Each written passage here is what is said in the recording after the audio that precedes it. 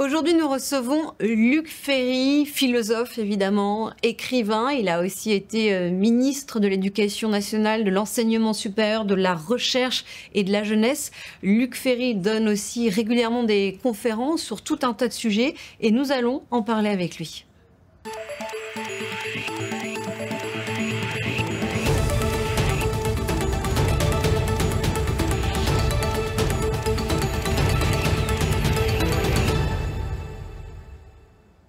Bonjour Luc Ferry. Bonjour.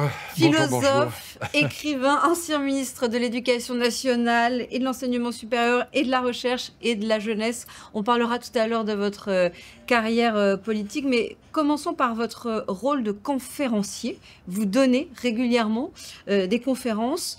Sur quel sujet en particulier vous vous exprimez ? Il y en a une bonne vingtaine. Hein. Ouais. Écoutez, d'abord, j'ai la chance d'avoir fait une grande partie de mes études en Allemagne. J'ai enseigné aux États-Unis, j'ai été marié avec une Américaine, donc j'ai appris l'anglais et l'allemand. Et ça facilite énormément les choses pour faire des conférences à l'étranger.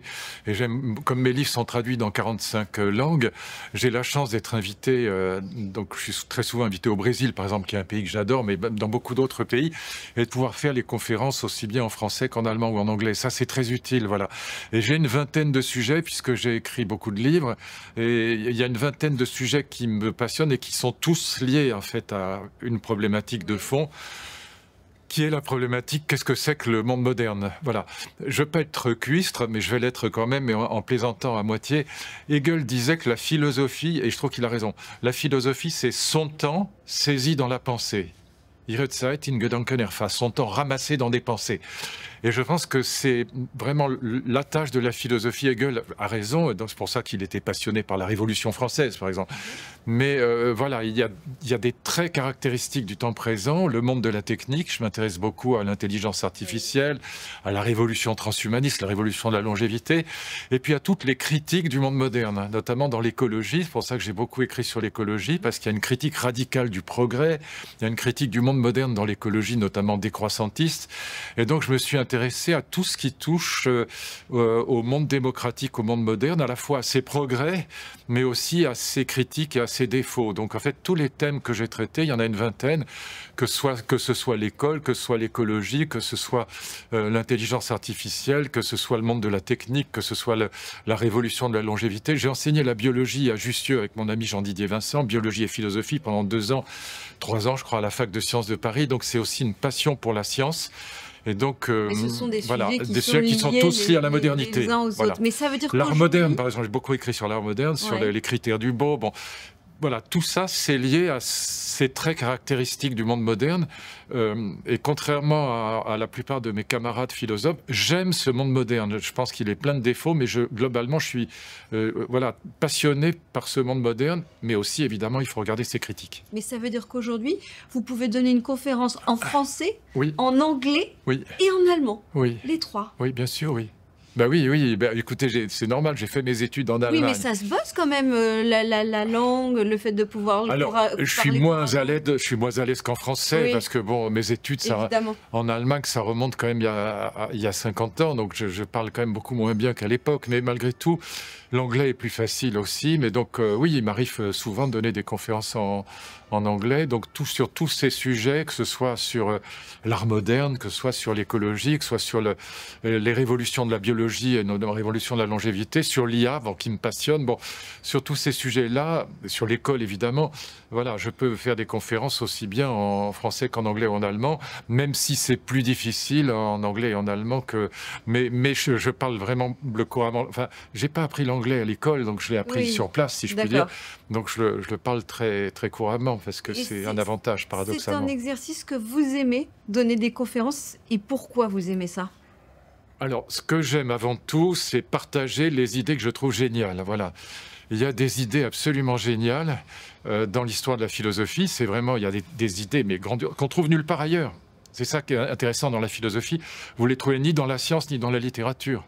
que j'aime par ailleurs énormément. Mais voilà, il y a des idées géniales et ce que j'aime, c'est les faire avancer, mais aussi les partager. Voilà. Et donc, j'ai enseigné la philosophie à l'université pendant je ne sais pas combien de temps, pendant 40 ans. J'ai préparé mes étudiants à l'agrégation de philosophie à rue d'Ulm ou à la fac de Caen ou de Lyon. Bon, mais où j'ai préparé à l'agrégation d'économie. Bon, c'est peu importe. Mais j'ai préparé beaucoup mes étudiants aux concours les plus difficiles. Et ce que j'ai aimé, c'est partager avec eux les idées les plus fortes.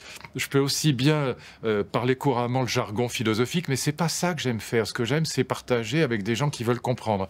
Un jour, Jean d'Ormesson, on dînait ensemble chez des amis. Il m'a pris au bord de la cheminée, puis il m'a dit, voilà, il était agrégé de philo, hein. Il m'a dit, je n'ai jamais compris ce que ça voulait dire le schématisme chez Kant. Il m'a dit, est-ce que vous pouvez m'expliquer ça? On a passé une demi-heure magnifique où je lui ai expliqué ce que c'était que le schématisme chez Kant, parce que c'est une idée absolument génialissime, grandiose, que vous ne trouverez nulle part.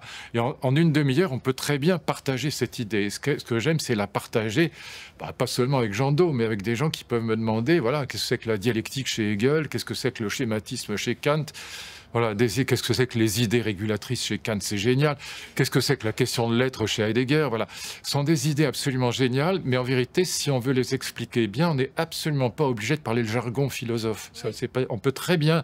On peut parler simplement. Voilà. Et au contraire, même sans rien défendre, au contraire, en dépliant les idées, c'est-à-dire qu'on fait apparaître tout ce qu'il y a de génial en elles. Donc, c'est pas du tout de la vulgarisation. Donc, vous aimez le partage et l'idée aussi, justement, de faire de la pédagogie, de rendre les choses les plus accessibles possible. Oui, et généralement, quand vous rendez une idée grandiose, comme le schématisme chez Kant ou la dialectique, ou les grandes idées de l'écologie, ou les grandes idées de l'art moderne, par exemple, ou par exemple la question des critères du beau, qui est une question qui a toute une histoire qui est passionnante. Bon, quand vous dépliez les idées, c'est pas de la vulgarisation bête, vous les rendez plus fortes. Parce que, en fait, il y a plein de ramifications dans les idées. C'est plein de rhizomes, comme dirait Deleuze. Vous avez plein de ramifications avec d'autres sujets.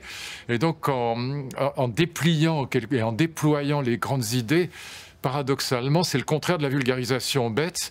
Vous les rendez plus puissantes, plus fortes. Et donc, ce qui m'amuse, c'est de les faire vivre et puis, si possible, de les faire... Par exemple, moi j'ai beaucoup écrit sur la philosophie de l'amour aussi, donc là aussi c'est une idée, l'invention du mariage d'amour, c'est typique, pendant des millénaires on a vécu sur les mariages arrangés. Le mariage d'amour c'est le 19e siècle, c'est récent, c'est la modernité, hein, le fait qu'on puisse choisir son partenaire. Le mariage traditionnel c'est un mariage arrangé, ça existe encore aujourd'hui dans le sud globalement c'est le cas de le dire, le mariage arrangé est encore, le mariage comme au Moyen-Âge est encore la règle. Vous voyez, c'est encore... J'ai écrit plusieurs livres sur l'histoire de l'amour et la naissance du mariage d'amour. Voilà, ça c'est typiquement une idée absolument géniale, qui est une idée démocratique et moderne, et qui est liée d'ailleurs à l'histoire des femmes, qui est absolument passionnante, mais qui est assez compliquée en fait, qui est très profonde. Donc voilà, ça c'est aussi quelque chose que j'aime expliquer aux autres. Ouais. Je me suis toujours demandé si justement le fait d'écrire sur des sujets aussi profonds et aussi essentiels permettait d'aborder la vie différemment. Par exemple, quand on a beaucoup écrit sur le mariage d'amour, est-ce que ça aide à... Oui, parce que là, par exemple, j'ai terminé un livre qui sortira l'année prochaine sur ce qu'on appelle la révolution de la courtoisie, c'est-à-dire le 12e, 13e siècle, c'est-à-dire la sacralisation de la femme. On va rester dans la mythologie chevaleresque, mais la femme va remplacer... Je vous explique ça en 2 secondes, parce que c'est génial. La femme va remplacer le suzerain et Dieu. La femme est absolument sacrée. Ce qui fait que l'amoureux, donc le soupirant, dans la courtoisie, la femme étant plus importante que le roi, peut tromper le roi. Si vous prenez la première version de Tristan et Iseult, donc c'est la version de Béroul, on est en gros en 1170, à la fin du XIIe siècle, et donc Tristan, qui est le neveu du roi Marc, et qui adore son roi, va le cocufier avec la reine Iseult. Parce que pour la courtoisie, l'amour-passion ne peut être que adultère et hors mariage. Écoutez bien ça, les deux. Dans le mariage, on n'a pas le droit à l'amour-passion. Et c'est le moment, c'est absolument passionnant, c'est le cas de le dire, où l'Église va faire pour la première fois du mariage un sacrement. Avant, le mariage, y compris pour l'Église, n'était qu'un contrat de droit privé. 7e sacrement, Église catholique. Et donc ce moment-là est absolument charnière. La femme va devenir tellement sacrée que ça autorise de cocufier le roi. Lancelot va cocufier le roi Arthur avec Guenièvre. Voilà. Et donc, pourquoi? Ils ont cette idée, qui d'ailleurs est très répandue aujourd'hui, on va la retrouver dans le mariage moderne, que l'amour-passion, au fond, n'est pas compatible avec la vie conjugale. La vie conjugale finit par tuer l'amour-passion. Dans le meilleur des cas, ça se transforme en tendresse, en amitié amoureuse, mais au fond, 6 mariages sur 10 aujourd'hui se terminent par un divorce assez rapidement. Voyez. Et donc, la grande question qui va préoccuper cette époque, c'est est-ce qu'on peut rendre l'amour-passion compatible avec la vie conjugale? Est-ce que la vie conjugale ne va pas le tuer? Et vous avez des romans de Chrétien de Troyes à la même époque qui vont dire que non seulement c'est possible, mais que le mariage est le lieu d'épanouissement de l'amour-passion. Yvain et le chevalier au lion. Lisez ça, c'est grandiose, c'est génial. Et là, Érec aussi, par exemple. Et donc là, au contraire, l'amour-passion va s'épanouir dans le mariage. Comment ils font? Comment ils y arrivent? Nous, on n'y arrive pas, ou très difficilement. Ouais. Quelle est la recette? Vous me demandez quelle est la recette. Et j'ai des amis qui disent, mais non, mais moi, au contraire, je suis un amoureux de ma femme. Voilà. Mais c'est très rare. Ouais. Voilà. Comment ils font? Comment on organise cette distance qui fait que Eros ne meurt pas? Et voilà, bon. C'est pour ça que je vous dis, c'est des thèmes. Voilà. Mais bien sûr, ça a des ramifications aussi dans la vie réelle. Comment vous préparez les coups? Parce que j'imagine que quand on en est là où vous êtes, c'est qu'on doit être un gros bosseur quand même. Oui, c'est 10 heures par jour, oui. Comment vous préparez justement les conférences que vous donnez? Écoutez, alors il y a des sujets qui changent énormément. Par exemple, l'intelligence artificielle, ça change tous les jours, vraiment tous les jours. Il y a des nouvelles IA chinoises qui apparaissent, il y a des nouvelles enquêtes qui comparent les LLM entre eux et donc qui font les large language models comme Gemini, comme Claude 3, comme ChatGPT, etc. Puis les Chinois, qui les comparent entre eux pour savoir lequel est le plus puissant et dans quel domaine. Donc ça change tous les jours. Donc là, je suis obligé quand même chaque fois de rajouter des choses, voilà, de comprendre les nouvelles performances. Par exemple, là, vient de sortir une IA qui s'appelle Alpha Géométrie 2, comme son nom l'indique, elle vient de chez Demis Hassabis, donc de chez Google, et elle a été sacrée, écoutez bien, médaille d'or aux Olympiades internationales de mathématiques. Ça veut dire qu'elle est en mathématiques au niveau des 40 meilleurs chercheurs et universitaires au monde, en maths. Donc c'est dingue, de chez dingue. Donc voilà, on est obligé là, voilà, de tenir compte. Voilà, tous les jours, bien sûr. Je suis dans des groupes de chercheurs IA, je suis dans des groupes d'ingénieurs IA. Ah ben oui, c'est pas du jus de crâne philosophique comme, pardon, excusez-moi, je vais pas citer le nom, mais bon.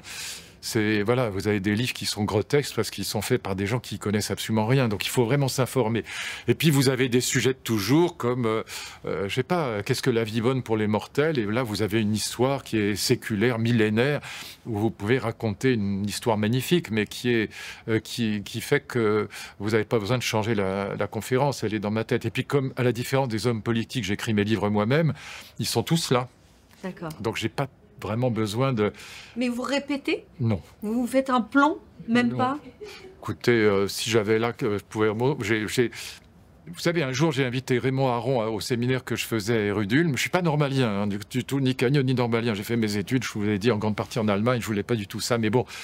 Mais j'avais invité Aron à faire une conférence dans mon séminaire, qui était à Ulm. Et il était venu et sa conférence, c'est comme votre papier, ça tenait sur un timbre-poste, voilà. Et il écrivait ses livres lui-même. Donc quand on a les livres dans la tête, on peut prendre, je sais pas, voilà, trois petites notes pour trois points essentiels. Trois points essentiels, voilà. 10 heures de boulot par jour, donc. Oui, mettons, je vais être vraiment honnête parce que je m'occupe beaucoup aussi des amis et des gens que j'aime, mais c'est 8 heures par jour, oui. Et c'est quoi la journée type de Luc Ferry? C'est de la lecture matin, midi et soir avec... Alors, contrairement à ce qu'on croit, écrire est extrêmement fatigant, y compris physiquement. Donc j'ai tendance à écrire le matin. Voilà, je vais écrire 5 heures le matin et puis après, peut-être l'après-midi, je vais travailler, je vais plutôt... compléter la documentation, lire des choses, etc. Puis peut-être recommencer à écrire vers 18 heures, quelque chose comme ça.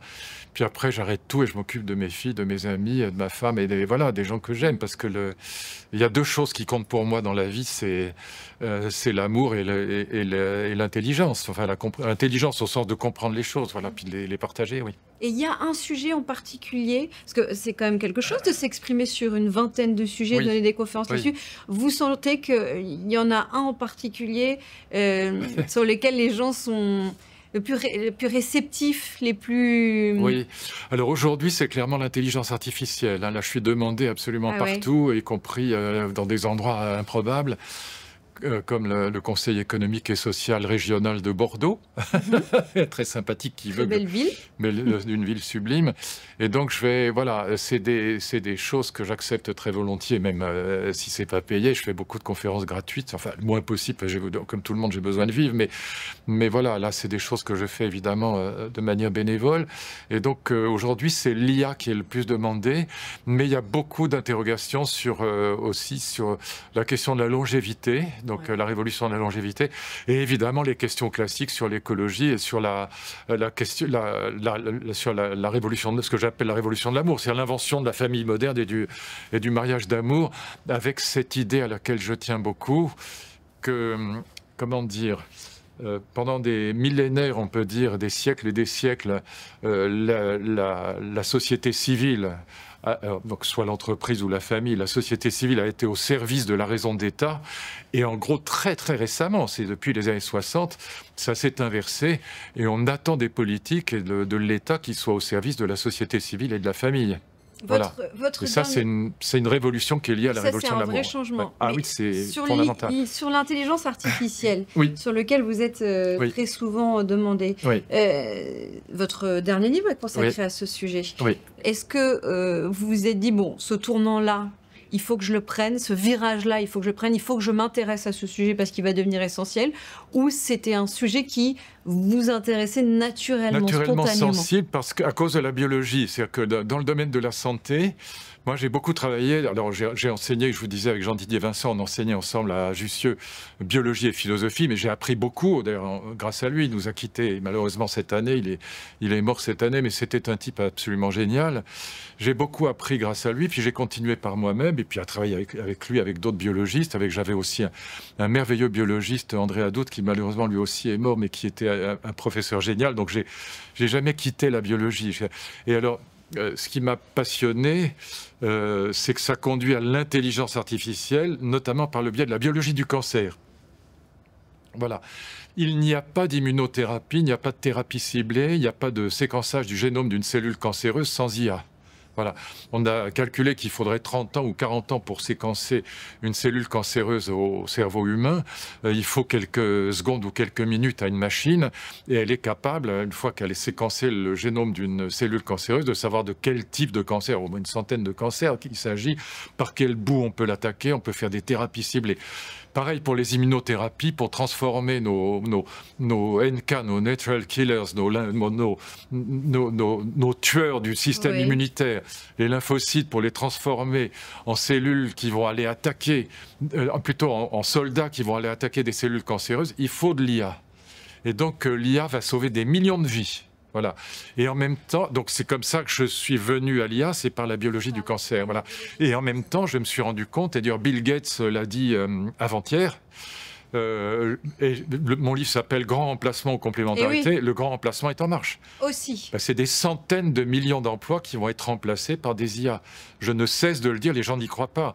Ma fille travaille dans une boîte du luxe à Genève. Il n'y a plus une seule secrétaire. Tout le courrier est fait par ChatGPT. Voilà. Y a des gens qui trouvent ça formidable parce qu'ils veulent la fin du travail. Et puis il y en a d'autres qui disent que c'est terrifiant parce qu'on ne sait pas ce qu'on va faire des gens qui auront un emploi remplacé. Et ça va remplacer des emplois non seulement de col blanc, mais de col bleu, parce que les gens qui travaillaient sur la question, je ne vais pas citer de nom, ils ne sont pas là, mais on a des grands économistes qui disaient ça aura peu d'impact sur les cols bleus. Ils se trompent de A jusqu'à Z, parce que les robots humanoïdes aujourd'hui sont capables de construire un immeuble, ils sont capables de faire... Je regardais un robot, moi j'aime beaucoup la mécanique, puisque mon père fabriquait des voitures de course. Je regardais un robot qui changeait un carburateur sur une bagnole, c'est dingue de chez dingue. Vous avez des robots humanoïdes qui sont capables d'être infirmières, de faire tout le travail clinique d'un médecin, de réparer un moteur de bagnole, et qui sont capables de monter un mur, de construire un immeuble, qui sont capables de faire de la plomberie, de la soudure.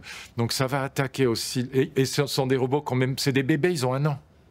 Et quand ils ont ChatGPT 5 qui va sortir dans la tête, ils ont un QI de polytechnicien, ils peuvent être agrégés de philo, contrairement à ce que dit mon ami Raphaël Antoven, ils peuvent être agrégés de philo sans aucun problème, construire des problématiques sans aucun problème. Vous savez, s'ils sont médailles d'or aux Olympiades de mathématiques, ils peuvent construire des problématiques. Bon. Et donc, ils peuvent être agrégés de biologie et de maths. Vous voyez. Et donc, vous avez des laveurs de carreaux qui peuvent être polytechniciens agrégés de maths et de biologie et d'histoire. Vous voyez ce que ça peut avoir comme impact, et qui peuvent aller faire les courses, qui peuvent vous faire un mojito quand vous rentrez à la maison. Et ils coûtent 20 000 €, ils travaillent H24, ils n'ont pas d'arrêt de maladie, ils ne sont pas à la CGT, ils ne font pas grève. Vous voyez l'impact que ça va avoir. Ce sont des centaines de millions d'emplois qui vont être remplacés par l'IA et les robots humanoïdes. Donc là aussi... Mais l'un ne va pas sans l'autre, c'est-à-dire que la dimension, le fait que ça puisse nous aider dans le progrès et que ça puisse être complémentaire, s'accompagne forcément aussi de cette notion de grand remplacement. Oui, exactement. Et on ne peut pas l'arrêter. Il y a eu un moratoire signé par 30 000 chercheurs, Yuval Harari, même Elon Musk l'a signé, ce qui est assez rigolo. Pour qu'on s'arrête, qu'on fasse une pause, parce que c'est très dangereux, c'est extrêmement dangereux. Extrêmement dangereux. Faire un point. Pour faire un point. Mais personne ne peut s'arrêter, c'est une blague, c'est ridicule. J'explique pourquoi dans mon livre, c'est grotesque. On ne peut évidemment pas s'arrêter, parce que si nous, occidentaux, nous nous arrêtions pour des raisons juridico-morales, parce que les manipulations des élections, tout ça, les bots, c'est terrible. Les petits robots qui peuvent manipuler les élections sont géniaux. Et ils sont très persuasifs. Hein. Et donc, on peut discuter avec eux, évidemment. Et donc, voilà, c'est impossible d'arrêter, parce que si nous nous arrêtions pour des raisons morales, Daesh continue. Ils sont très bons sur l'IA. Daesh continue, les théocraties continuent, Poutine continue, la Chine continue, etc. Et donc, si on s'arrêtait, le Sud global hurlerait de rire en continuant à travailler sur l'IA pour nous détruire. Pour ceux qui ne nous aiment pas. Et le Sud global, en gros, n'aime pas l'Occident pour aller vite. Mais on ne peut pas s'arrêter, non. Deux dernières questions, Luc Ferry. Tout d'abord, on l'a dit, vous donnez beaucoup de conférences sur beaucoup de sujets. Vous écrivez beaucoup aussi. Vous avez écrit plus de 200 livres. Oui. J'ai rarement vu ça, franchement. J'ai compté, hein. On en est à plus de 200. Moi, je n'ai pas compté, mais on m'a dit ça, c'est plus de 200. Il y en a énormément, j'avais très rarement vu ça. C'est quoi le plus fatigant, d'écrire ou de lire? Non, c'est d'écrire. Écrire, c'est très fatigant. Ou de parler, pardon. D'écrire ou de parler? Non, parler, c'est un bonheur, parce qu'on partage avec les autres. Et puis, généralement, je ne vais pas être prétentieux, mais bon, voilà, les gens sont quand même très heureux qu'on leur apporte quelque chose, qu'on leur fasse comprendre quelque chose. Généralement, c'est... D'ailleurs, sinon, ils ne m'inviteraient pas. Bon. Voilà, donc les gens sont très heureux de ce partage de grandes idées, et souvent, ils sont... Voilà, moi, en venant ici, il y a 3 personnes qui m'ont arrêté dans la rue, gentiment, qui me disent, ah bah là... et donc, ça fait... bienveillante. Oui, bienveillante, gentille, en disant, mais vraiment, on a écouté vos CD, tout ça, ça nous apprend... Voilà, et donc, moi, je pense que je suis une espèce de prêtre laïque, voilà. Merci beaucoup, Luc Ferry. Merci d'avoir été avec nous pour nous parler de vous. Merci. Merci. Un grand sujet, comme dit l'autre. Ouais. Merci à vous.